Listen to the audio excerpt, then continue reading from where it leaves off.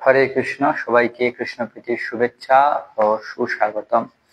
তো আমরা গতদিন আলোচনা করেছিলাম শ্রীমদ্ ভগবত গীতার 16 থেকে 18 নং শ্লোক।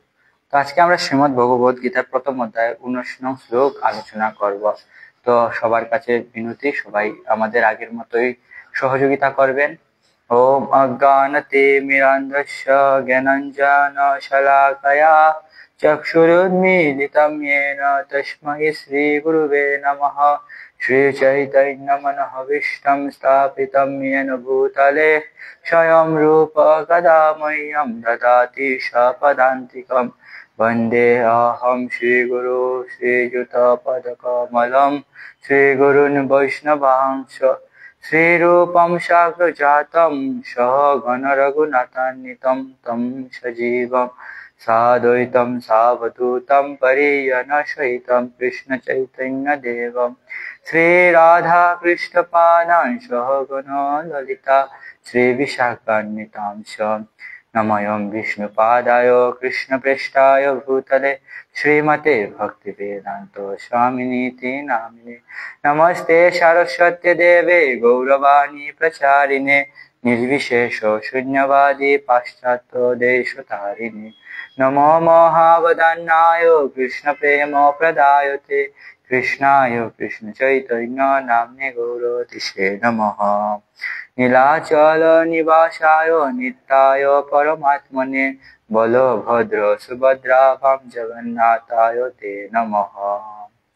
हे कृष्ण करुणा सिन्धु दीनबन्धु जगत्पते गोपेश गोपिका कान्तो राधाकान्तो नमोस्तुते। तप्त काञ्चन गौरांगी राधे वृन्दावनेश्वरी वृषभानुसुते देवी प्रणमामि हरिप्रिये। वाञ्छाकल्पतरुभ्यश्च कृपा सिन्धुभ्यैव च पतितानां पावनेभ्यो वैष्णवेभ्यो नमो नमः। जय श्री कृष्ण चैतन्य प्रभु नित्यानंद श्री अद्वैत गदाधर श्रीवासादि श्री गौर भक्त वृंद। हरे कृष्ण कृष्ण कृष्ण हरे हरे, हरे राम राम राम हरे हरे। हरे कृष्ण कृष्ण कृष्ण हरे हरे, हरे राम राम राम हरे हरे। हरे कृष्ण कृष्ण कृष्ण हरे हरे, हरे राम राम राम हरे हरे। ओम नमो भगवते वासुदेवाय। ओम नमो भगवते वासुदेवाय। ओम नमो भगवते वासुदेवाय। मकं करति वाचलं पङ्गुलङ्घयति गिरिं जत्कृपातमहं वन्दे श्रीगुरुदीनतारिणं श्रीचैतन्येश्वरं परमानन्दमाधवम्। हरे कृष्ण। তো আজকে আমরা আলোচনা করব শ্রীমদ্ ভগবদ গীতার প্রথম অধ্যায় অর্জুন বিষাদ যোগ 19 নং শ্লোক। ওম শ্রীমদ্ ভগবদ গীতা অত গীতা প্রথম অধ্যায় অর্জুন বিষাদ যোগ 19 নং শ্লোক। সঘোষধার্তরাষ্ট্রাণাং হৃদয়ানি বেদারয়েৎ নভশ্চ পৃথিবীং চৈব তুমুলভ্যোনুনাদয়ন। তো আমরা পাঠ করব। সঘোষধার্তরাষ্ট্রাণাং হৃদয়ানি বেদারয়েৎ নভশ্চ পৃথিবীং চৈব তুমুলভ্যোনুনাদয়ন। অনুবাদ: বিভিন্ন শঙ্খ নিনাদের সেই শব্দ ছিল প্রচন্ড, তা আকাশ ও পৃথিবীকে প্রকম্পিত করে ধৃতরাষ্ট্রের পুত্রদের হৃদয় বিদীর্ণ করেছিল। তাৎপর্য করেছেন his divine grace AC Bhaktivedanta স্বামী প্রভুপাদ, জগৎগুরু শিল প্রভুপাদ কি যায়। তাৎপর্য: বিশ্বদেব এবং দুর্যোধনের পক্ষের অন্যান্যরা যখন শঙ্খ বাজিয়েছিলেন তখন পাণ্ডবদের বুক ভয়ে কেঁপে ওঠেনি। সেই ধরনের ঘটনার উল্লেখ নেই, কিন্তু এই শ্লোকে উল্লেখ করা হয়েছে যে পাণ্ডবদের শঙ্খ না দিয়ে ধৃতরাষ্ট্রের পুত্রদের হৃদয় ভয়ে বিদীর্ণ হলো। সেটি পাণ্ডবদের নিজেদের কারণেই এবং ভগবান শ্রীকৃষ্ণের প্রতি তাদের পূর্ণ বিশ্বাস ও শরণাগতির জন্য। ভগবানের কাছে যিনি আত্মসমর্পণ করেন তার মনে কোনো ভয় থাকে না, এমনকি চরম বিপদেও তিনি অবিচলিত থাকেন। এখানে জগৎগুরু শিল প্রভুপাদের তাৎপর্যের সমাপ্তি জগৎগুরু শিল প্রভুপাদকে যায়। তো আজকের শ্লোকটি আমরা দেখতে পাচ্ছি ভয় উৎপন্ন হয়েছে। তো আমরা জানি ভয় উৎপন্ন হওয়ার প্রধান কারণ হচ্ছে অজ্ঞানতা। অজ্ঞানতার কারণে আমরা মনে করি যে এই দেহটা হচ্ছে আমাদের প্রকৃত স্বরূপ, এবং আমরা যে তার ভিতরে যে দেহী রয়েছেন, দেহের মধ্যে যিনি বাস করতেছেন যে দেহী, তাকে আমরা ভুলে যাই। এবং তার কারণে এবং পার্থিব বস্তুর প্রতি আকর্ষণ তথা আসক্তির কারণেও আমরা অনেক সময় ভীত থাকি। তো এখানে আমরা দেখতে পাচ্ছি যে আমরা গত শ্লোকে আলোচনা করেছিলাম, সেখানে আমরা দেখেছিলাম যে বিভিন্ন মহান যোদ্ধারা তাদের শঙ্খ বাজাচ্ছেন, মহান মহান শঙ্খ বাজাচ্ছেন। ভগবান প্রথমে ভীষ্মদেবের শঙ্খের উল্লেখ করা হয়েছিল, তারপরে ভগবান অর্জুন, তারপরে আরো মহান মহান যারা ব্যক্তিত্ব ছিলেন সবার একে একে শঙ্খের বর্ণনা দেওয়া হয়েছিল। তো সেই যে মহাযুদ্ধ, যেখানে 18 অক্ষৌহিনী সেনা অংশগ্রহণ করেছিল, তো একটা বিশাল পরিমাণে সৈন্যরা উপস্থিত হয়েছিল, এবং সেই রক্তক্ষয়ী যুদ্ধে সবাই নিহত হয়েছিল, শুধু পঞ্চপাণ্ডব ব্যতীত। তো সেই মহাযুদ্ধের এই যে বীভৎসতা আমরা দেখতে পাচ্ছি, কত ভয়ঙ্কর সেই যুদ্ধ ছিল, যে বলা হচ্ছে যে তাদের আকাশ ও পৃথিবীকে প্রকম্পিত করে ধৃতরাষ্ট্রের পুত্রদের হৃদয় বিদীর্ণ করেছিল। তো পৃথিবী এবং আকাশকে সেই শব্দ বিদীর্ণ করেছিল, এত ভয়ঙ্কর সেই যুদ্ধ হচ্ছিল, এবং সেই শব্দ ধৃতরাষ্ট্রের পুত্রদের হৃদয়কে ভেঙে দিচ্ছিল, চুরমার করে দিচ্ছিল, বিদীর্ণ করেছিল। তো এখানে আমরা দেখতে পাচ্ছি যে ধৃতরাষ্ট্রের পুত্রদের মনে ভয়ের উৎপন্ন হয়েছে। তো ভয়ের উৎপন্ন তখনই হয় যখন পরাজিত হওয়ার লক্ষণ প্রকাশ পায়। তো যখন পরাজয় আমাদের সন্নিকটে, তখনই আমাদের মনে ভয়ের প্রকাশ পায়। তো যদিও দুর্যোধনের পক্ষে মহান মহান যোদ্ধারা উপস্থিত ছিলেন, ভীষ্মদেব, দ্রোণাচার্য, কর্ণ, দুর্যোধন নিজেও অনেক বড় যোদ্ধা ছিল, তারপরেও তাদের সবার মনে ভয়ের প্রকাশ পাচ্ছে। তো ভয় হওয়ার আরেকটা কারণ আমরা প্রথমেই দেখতে পাচ্ছি যে তৃতীয় শ্লোকে দুর্যোধন যখন পাণ্ডবদের সৈন্যসজ্জা দর্শন করেছিল, তখনই কিন্তু সে মনে ভয় অনুভূত হয়েছিল। তো এর ভয়ের অনেকগুলো কারণ আছে, আমরা আলোচনা করেছি অজ্ঞানতা। তো অজ্ঞানতার কারণে কি হয়, নিজেকে মনে হয় ভোক্তা, সবকিছুর মালিক। তো নিজেকে সবকিছুর মালিক মনে হয়, এবং সেইগুলো ভোগ করার জন্য যে প্রয়াস, সেই প্রয়াস আমাদের দিন দিন বাড়তেই থাকে। তো এই প্রয়াসে যদি কেউ হস্তক্ষেপ করে বা কখনো যদি বাধার সৃষ্টি হয়, তখন আমাদের মনে ভয়ের সৃষ্টি হয়। আমি কি এটা ভোগ করতে পারবো? আমি কি ভালো রেজাল্ট করতে পারবো? আমার কি একটা ভালো বাড়ি হবে? আমার কি একটা ভালো গাড়ি হবে?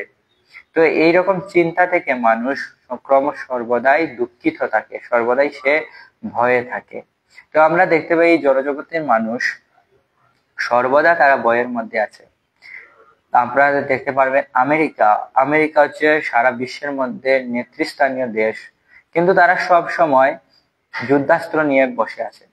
ভালো ভালো ভালো যুদ্ধাস্ত্র তারা তৈরি করতেছে, পারমাণবিক বোমা তৈরি করতেছে। তো তারা এইসব কেন করতেছে? কারণ তারা অন্য দেশকে তারা শত্রু ভাবে ভয় পাচ্ছে, এবং অন্যকে তাদের শত্রু ভাবতেছে।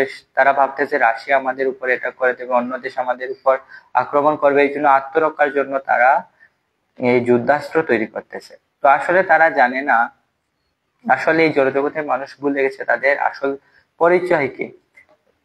জীবের স্বরূপ হয় কৃষ্ণের নিত্যদাস, কিন্তু আমরা তা ভুলে গেছি, এবং আমরা ভুলে গেছি যে আমাদের আসল উদ্দেশ্য হচ্ছে ভগবানকে সন্তুষ্ট করা। এবং আমরা ভগবানকে সন্তুষ্ট করা আমাদের আসল উদ্দেশ্য আমরা ভুলে যাওয়ার ফলে আমাদের নিজেদের মধ্যে স্বার্থ চলে আসছে। আমরা নিজেদেরকে ক্ষুদ্র ক্ষুদ্র ভোক্তা মনে করতেছি। তো ক্ষুদ্র ক্ষুদ্র ভোক্তা মনে করার ফলে আপনারা দেখুন যে আমাদের শরীরে জ্ঞান ইন্দ্রিয়, তারপরে কর্মেন্দ্রিয়, 10 জন ইন্দ্রিয় আছে, ইন্দ্রিয়। তো তারপরেও কিন্তু তাদের মধ্যে কোনো ঝগড়া হচ্ছে না, কারণ তাদের উদ্দেশ্য হচ্ছে উদরকে সন্তুষ্ট করা। হাত কাজ করতেছে, পা কাজ করতেছে, চোখ কাজ করতেছে, কান কান কাজ করতেছে, কিন্তু তারা কাজ করতেছে শরীরের জন্য, এই উদরে খাদ্য দেওয়ার জন্য। কিন্তু এমন যদি হতো হাতেরও স্বার্থ থাকতো, হাত কাজ করতো নিজের স্বার্থের জন্য, পা কাজ করতো শুধু নিজের স্বার্থের জন্য, তারপরে চোখ কাজ করতো নিজের স্বার্থের জন্য, তাহলে তারা কিন্তু একসাথে সহ অবস্থান করতে পারতো না। তাদের মধ্যে তাদের মধ্যে ঝগড়া হতো, তাদের মধ্যে হিংসা হতো, এবং হাত পাকে ভয় পেত, পা হাতকে ভয় পেত, কখন আমাকে মেরে দেয়। তো আমাদের এই ভয়ের কারণ হচ্ছে আমাদের অজ্ঞানতা, আমাদের ক্ষুদ্র স্বার্থ। এই ক্ষুদ্র স্বার্থের কারণেই আমরা ভয় পাই। তো এখানে উপস্থিত যতজন ছিল, দুর্যোধনের পক্ষের যারা ছিলেন, তাদেরও স্বার্থ ছিল, যে দুর্যোধনের স্বার্থ ছিল আমি রাজা হব। তো তার মধ্যে সারা জীবন তিনি এইরকমই ভয়ে ছিলেন। তো তিনি এইরকমই ভয়ে ছিলেন যে আমি কি রাজা হতে পারবো। তো এই জন্য তিনি ভীমকে ভয় পেতেন, অর্জুনকে ভয় পেতেন। এবং জগৎগুরু শ্রীল প্রভুপাদ তার পারকুটে তার তাৎপর্যে তিনি পূর্বে উল্লেখ করেছেন যে দুর্যোধন ভাবতো যদি আমাকে কোনোদিন মরতে হয়, তাহলে এই ভীমের হাতেই আমাকে মরতে হবে। তো তিনি সর্বদা ভীম এবং অর্জুনকে ভয় পেতেন। এবং তিনি ভয় পেতেন কারণ তিনি চাইতেন যে তিনি রাজা হন, তার স্বার্থ ছিল রাজা হওয়ার। তো তার যে ক্ষুদ্র স্বার্থ, এর কারণেই তিনি সব সময় হিংসা করতেন। তারপরে আমরা আরেকটা, কোনো কিছুর প্রতি আসক্তি, তো কোনো কিছুর প্রতি যদি আমাদের আসক্তি থাকে, তাহলে আমরা সর্বদা ভয় পাই। যেমন ধৃতরাষ্ট্র ভয় পেতেন আমার পুত্রকে যদি আমি শাসন করি, তাহলে আমার পুত্র আমাকে ছেড়ে চলে যাবে। তো আমি তখন কাকে নিয়ে বাঁচবো, আমার পুত্র ছাড়া আমি বাঁচতে পারবো না। তো দুর্যোধনও তার এই দুর্বলতার সুযোগ উঠাতেন, এবং তিনি সবসময় বলতেন যে তুমি যদি আমার আমার কথা না শুনো, তাহলে আমি তোমাকে ছেড়ে চলে যাব। তো তিনি ব্ল্যাকমেল করতেন। তো এটা হচ্ছে আসক্তি। তো আসক্তির কারণেও মানুষ প্রচন্ড ভয় পায়। ধৃতরাষ্ট্র সবসময় ভয় পেতেন যে দুর্যোধন তাকে নাকি ছেড়ে চলে যায়। তো তার এই আসক্তির কারণে তিনি কখনো তাকে শাসন করতে পারতেন না। তারপরে আমরা অনেক ভয় দেখতে পাই, যে সিংহাসনের প্রতি ভয়, তারপরে আসক্তির প্রতি ভয়, তারপরে পার্থিব বস্তুর প্রতি ভয়। পার্থিব বস্তু লাভের জন্য আমরা সর্বদা তৎপর, কিন্তু আমাদের মনে ভয় থেকেই যায়, আমরা এত পরিশ্রম করতেছি, পরে কি আমাদের নির্দিষ্ট লক্ষ্য আমরা কি পৌঁছাতে পারবো, আমাদের পরীক্ষায় কি ভালো ফল আসবে, আমরা কি ভালো চাকরি পাবো। তো এইরকম চিন্তা করতেছি। তো সবকিছুর মূলেই ঘুরে ফিরে আমরা দেখতে পারি সেটা হচ্ছে অজ্ঞানতা। আমরা নিজেদের আসল পরিচয় ভুলে যাওয়ার ফলে নিজেকে ভোক্তা মনে করছি, এবং নিজের ভোগের জন্য সবকিছু চাচ্ছি, সবকিছু আমরা ভোগ করতে চাচ্ছি। আর যখনই ভোগের মধ্যে আমাদের কোনো বাধা সৃষ্টি হচ্ছে, তখনই আমাদের ভয় সৃষ্টি হচ্ছে। আবার অজ্ঞানতার কারণে আমাদের এটাও মনে হয় যে এই শরীরটা হচ্ছে আমার, তো এই শরীরটা যেরকম আজকে আছে, তাহলে একদিন তার নষ্ট হয়ে যাবে, আমার মৃত্যু হবে। তো এখানে আমরা দেখতে পাচ্ছি যে দুর্যোধনের পক্ষের সবাই ভয় পাচ্ছেন, কারণ তারা ভয় পাচ্ছেন যে এই মহাযুদ্ধে তাদের মৃত্যু হয়ে যাবে। তো আসলে মৃত্যু আমাদের হয় না। ভগবান বলেছেন বাসাংশী জীর্ণানি যথা বিহায় নবানি গৃহাতি নরুপরাণী তথা শরীরানি বিহায় জীর্ণানি অন্যানি সংজাতি নবানি দেখি।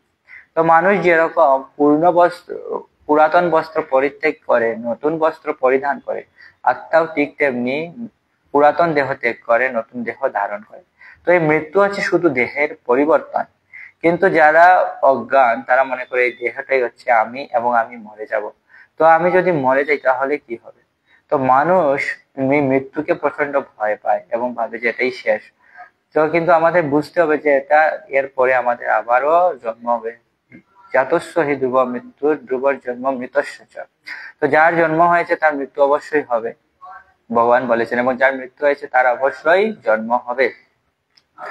কিন্তু আমরা দেখতে পাচ্ছি যে পাণ্ডবদের এত তুমুল যুদ্ধ হচ্ছে, এবং পাণ্ডবদের সৈন্য সংখ্যাও কিন্তু কম। দুর্যোধনের সৈন্য সংখ্যা যেখানে 11 অক্ষৌহিনী, সেখানে পাণ্ডবদের সৈন্য সংখ্যা হচ্ছে 7 অক্ষৌহিনী। কিন্তু এত তুমুল শব্দ হচ্ছে, যুদ্ধের প্রস্তুতি হচ্ছে, তারপরেও তারা ভয় পাচ্ছে না। তো এখানে জগৎগুরু শিল প্রভুপাদ বলতেছেন যে শ্রীকৃষ্ণের প্রতি তাদের পূর্ণ বিশ্বাস ও শরণাগতির জন্য তারা ভয় পাচ্ছে না।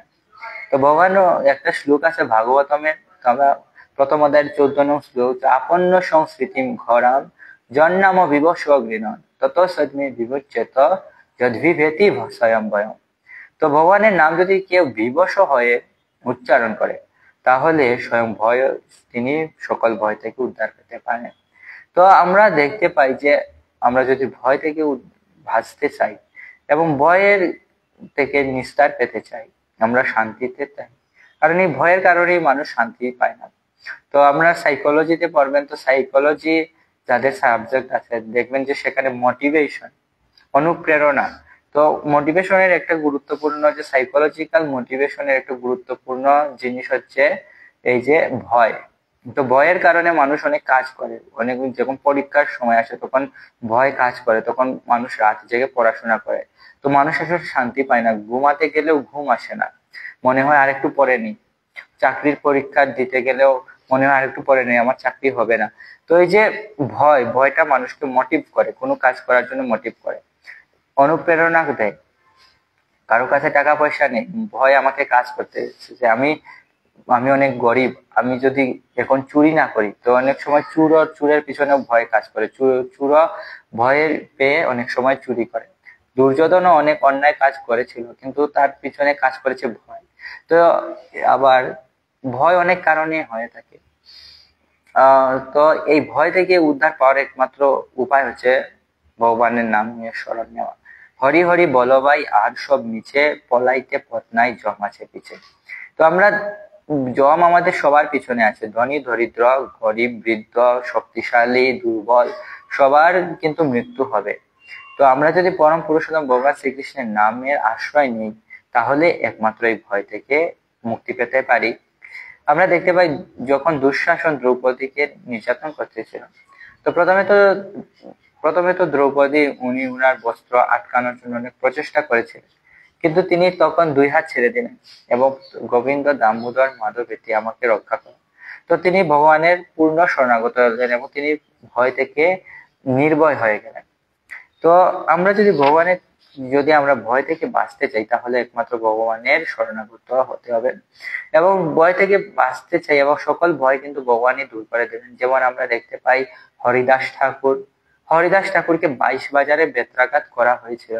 তো 22 বাজারে বেত্রাঘাত করার পরেও তিনি বলেছিলেন যে খন্ড খন্ড হয় দেহ যায় যদি প্রাণ, তবু বদনে না ছাড়িব হরিনাম।